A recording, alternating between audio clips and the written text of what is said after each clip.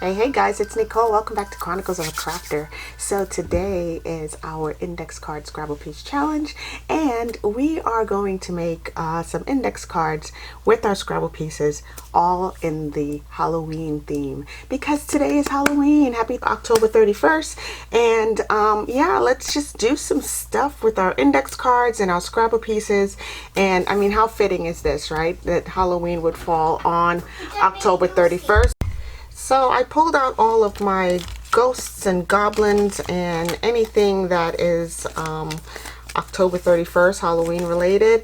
So yeah, we're just going to put down a base, glue some of this stuff on top of it, make a little bit of a collage, and then go from there. So I went ahead and pulled, this is just some pre-coffee dyed papers that came in a package that I picked up on, I believe it was AliExpress.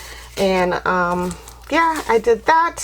So I just pulled some of those out, and I'm going to, I inked around them, tore them and inked them, and I'm just going to glue them down. So I think I want to do a little mixing and matching here. Oh, I also rounded my corners on both my index cards and these pages right here. So just to match the corners of each side of the index card. So I'm just going to glue these down. I'm using some regular glue stick. This is a new tube of glue stick. So yeah, I'm just going to glue this down.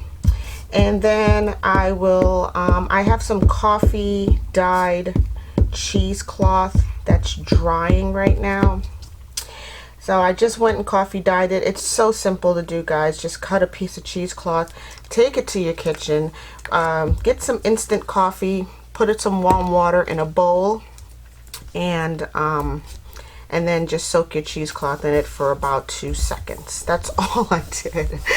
And yeah, and then I have some coffee dyed cheesecloth. So it's really easy to do. Instant coffee really works when you want to quickly coffee dye some paper or fabric.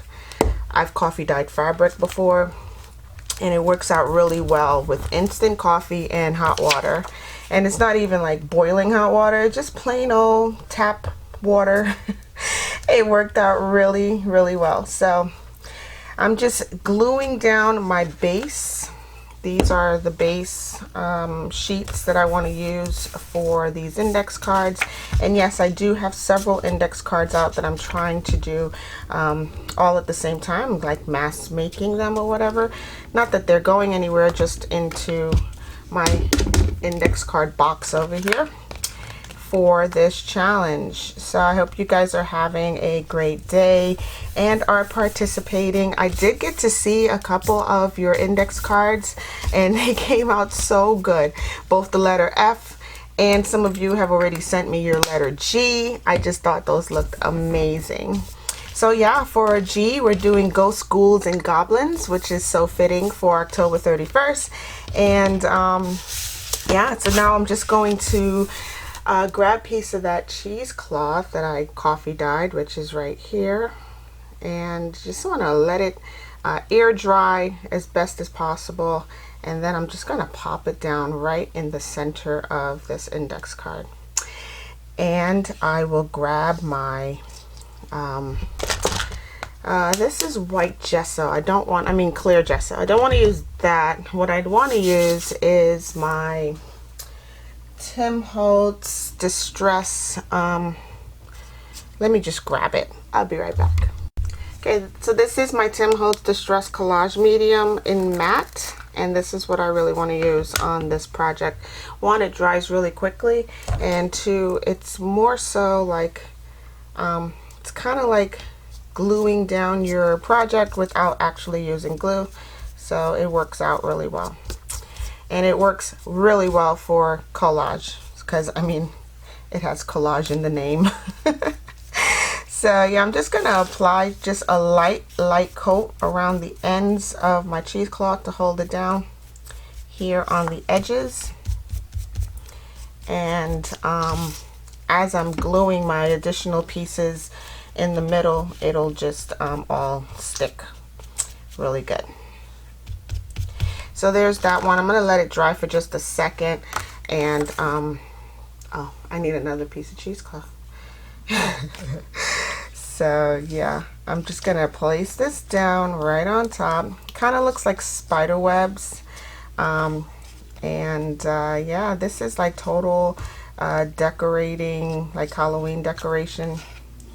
This right here is actual cheesecloth. What I did not have is the Halloween decoration that makes spider webs, you know. And I don't know what that is made of. I'm assuming it's some sort of cottony fibers, but I had cheesecloth.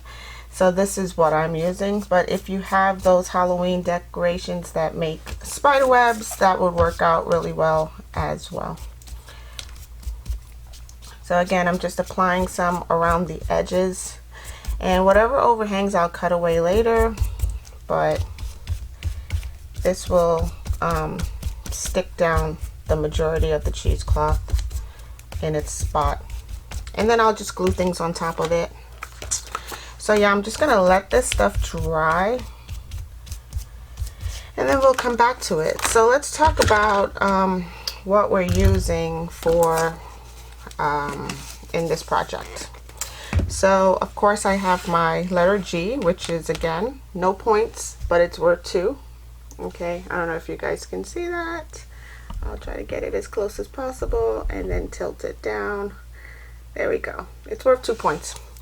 And I also have a little owl. Now this came out of this box of Dollar Tree items. It's a little box that I picked up at Dollar Tree, and it has various little laser cut pieces in here, different shapes, different animals, and you know, various things. This one I picked up at Hobby Lobby. It has a bunch of leaves in it for the fall season, so that worked out as well.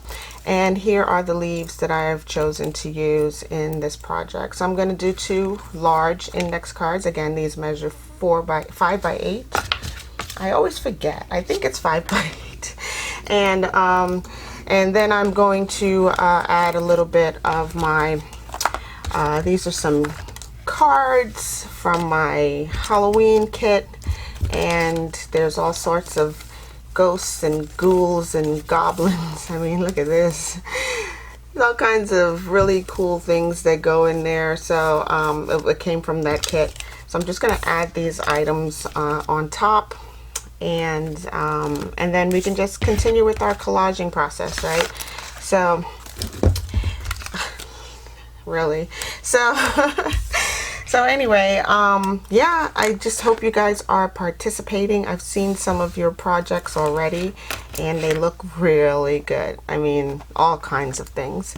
I also have some black washi that it's kind of like, I don't know, there's various things on here, but it's black washi, so I was like, yep, I'm using that as well.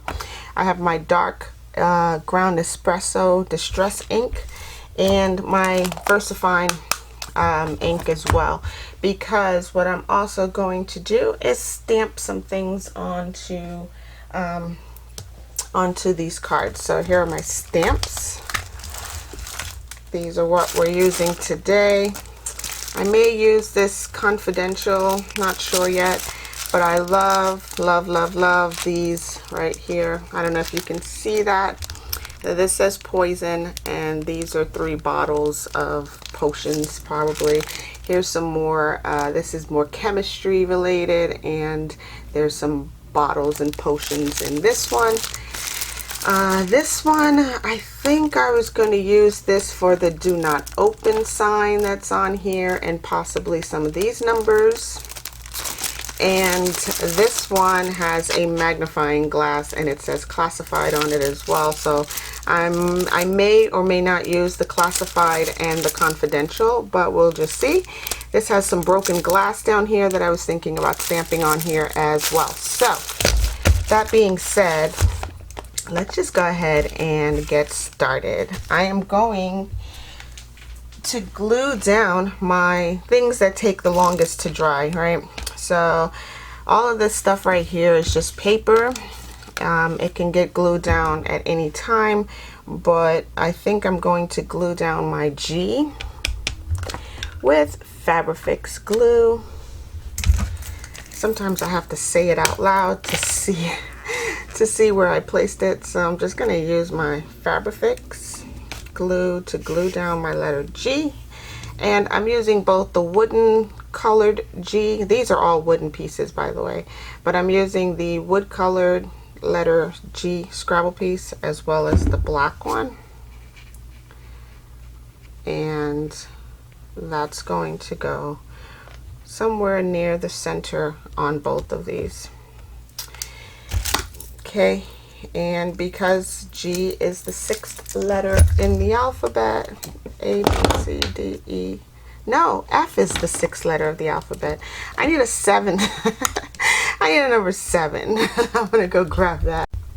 Okay, so here we go. I grabbed my number 7. I'm just gonna stick this right up here in the corner. And hopefully that'll stick on its own with some of the stuff that I have underneath. If it doesn't, that's what Fabrifix is for. I'll just go underneath here and just pop a little bit of Fabrifix on the back side of this letter. I mean this number. So I think Fabrifix glues just about anything you ask it to, including wood, paper. This is vinyl, these numbers, and the letter G. This is vinyl. So yeah, it's just from a pack that I picked up at the Dollar Tree. It had all the letters and numbers on it. So there's that. And let's see what else I want to place down on here. I think I'm going to washi the edge just to see what this washi says. I know it has like some writing on it. It also has like let's just see. It says Winter Wonderland there. Cafes, chocolates, pate, and syrups. And Lady Mary. And then open again. So at the beginning it said open. So yeah, I don't know. I may use this one. It doesn't really seem fitting except that it's black. Winter Wonderland, not so much, right? So let's just try this one. Has no rhyme or reason. It looks like maybe some black roses are on here. Yeah, I don't know what any of this is. It's like a collage that's been cut. So here we go. I'm just going to use some of this right up here.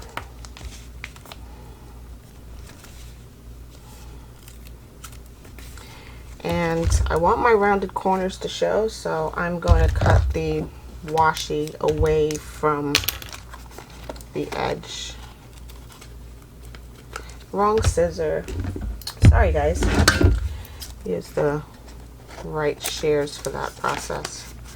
So yeah, I'm just basically collaging on top of here. And then this one, let's just see. Oh, this one has like the moon and the stars and all kinds of weird things on it. So I think it has the phases of the moon, which is fitting, and some other astronomy weird things. So I'm just gonna pop that down right down here on this one. And it's washi, so it's removable. If you don't get it down right the first time, you can just peel it up and start over. But at the same time, I have my distress oxide down at my distress collage medium down at the bottom here, so it will stick to it immediately. And as my cheesecloth is drying, so will this washi. Okay, so there's that. All right, now I'm going to set everything aside to dry for just a few minutes to make sure that it all sticks really well. I'll cut away the excess cheesecloth, or maybe I might just leave it. I mean, that looks cute.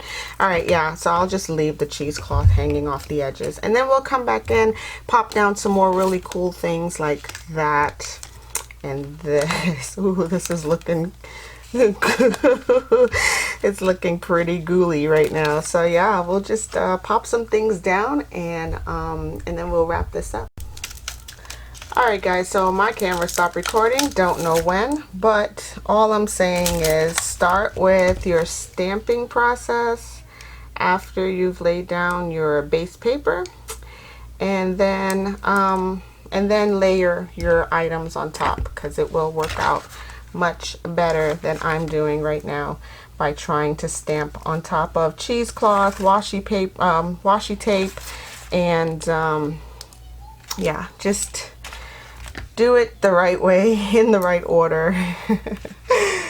Yeah, I'm just gonna stamp this right here. Do not open. It might get covered up by something, but we'll see.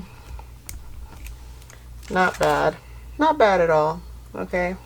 So yeah, again, start with your stamp after you've put down your base paper. I'm always overzealous. I'm always running off to the next step. And again, not having a prototype also doesn't help, because then you can always like follow your own steps, right? So yeah, that happens. So yeah, I think I was talking about this little guy before my camera died, my battery died. This I picked up at the Stampin' Scrapbooking Expo, and it's supposed to like help you evenly transfer your ink onto your project. So anyway, this was one that I was working on when I took a break to let these two dry. I went ahead and just collaged this one really quickly, and it came out so cute. So yeah, this would have been one of my last ones that I would have showed you guys. I will ink around the edges on most of them. Alright, so I did some stamping. Not too bad, not too, yeah, I'm not disappointed in any of them. But I am going to glue down the rest of the ghouls and goblins and wrap this up, right? So here we go. I have my little glue mat here, and I think I'm going to place these these little guys right down here. They're like playing Ring Around a Rosie. I'll place it down here around this one corner on the end, and I'm using my large corner rounder, which is 10 millimeters. Just gonna place that right down here. Okay, just to keep it cohesive with the rounded corners on the edge of the paper. Let me close up my ink so there are no mistakes or errors in this process. All right, glue time. So again, I'm using just plain glue stick. This is some Scotch Create glue stick. So some plain old Scotch Create glue stick is what I'm using. It's a permanent glue. Here, let me find one that has the label on it. Okay, so yeah, this one, I don't know. Yeah, this is a Scotch Create permanent glue stick. It says multi-purpose. It's waterproof, I believe, and it'll pretty much glue down anything. So yeah, my ink is still drying on a lot of the projects, so my fingers are getting inky, but I did stick down one of the leaves right there, and I just put my ghouls down there. So I think I'm going to put her right about here, and I think I'm going to place her right here. Okay.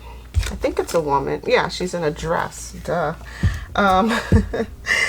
But yeah, guys, I mean, these are just such cute little easy things to do, and I love like looking back at all of them, even though we're like, you know, only to the letter G.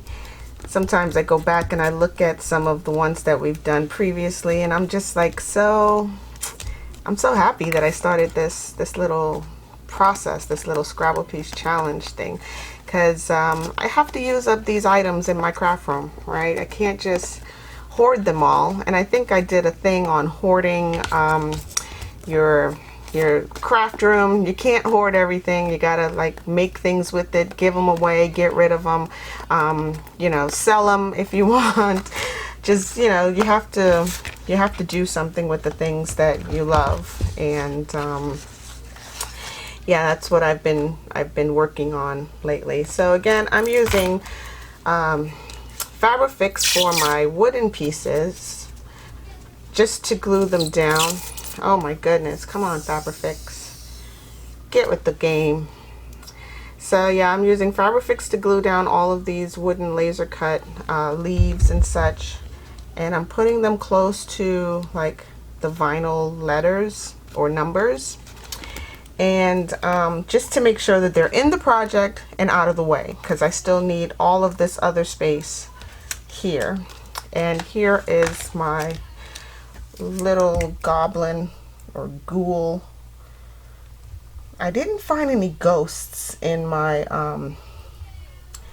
Halloween stash of die cuts or paper ephemera, and I had to fussy cut these out myself. So yeah, and I did not find any ghosts in the process, but I do have lots and lots of ghouls and goblins, like that guy. Ugh. Alright, so she'll dry right there, I think. Again, it's a woman. Yes, she has the shape of a woman. And here I'm just going to place this little apothecary jar with some, it's like, I can't think of what it is, but it's gross is what it is. There's a jar of a bat in there and he's just hanging out. Okay, so anyway, that happened. Alright, so on the corners, and here's the other one. This I'm going to call my prototype because I did do it very quickly while you guys were letting my stuff dry. I put these little circle, these little things, I cut them out with my circle punch that has a little ruffle on the edge or scallops on the edge, so I will place them down, or at least one or two of them, in the corners of this these two other index cards as well. So this one will go right up here on the 7, break up some of that black, and I will place I'll place a matching one down here in the corner, so it's basically just the same image duplicated, and I will place that one down here. Okay, so there's that. And then this one, I will place 2 different ones on there. No pumpkins this time. This one I'll do this little witch up here on this G, break up some of that black, or at least add some more color to it. And then down here, I'll place this little witch.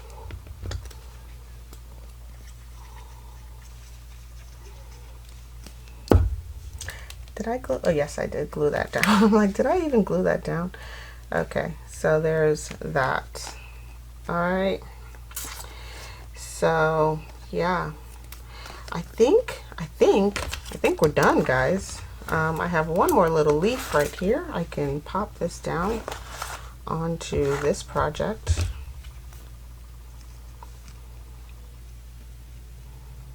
So I want to show you guys one more thing before I go.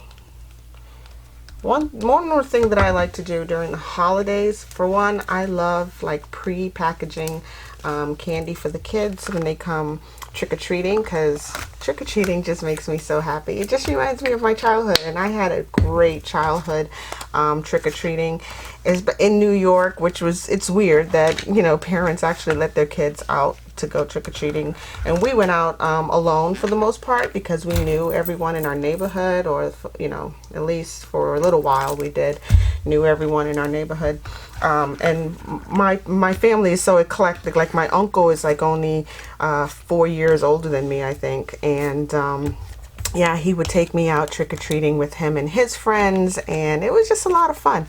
So anyway, I pre-package a lot of the candy for the kids, so I have these little jars right here, and I pick these up again at the dollar store.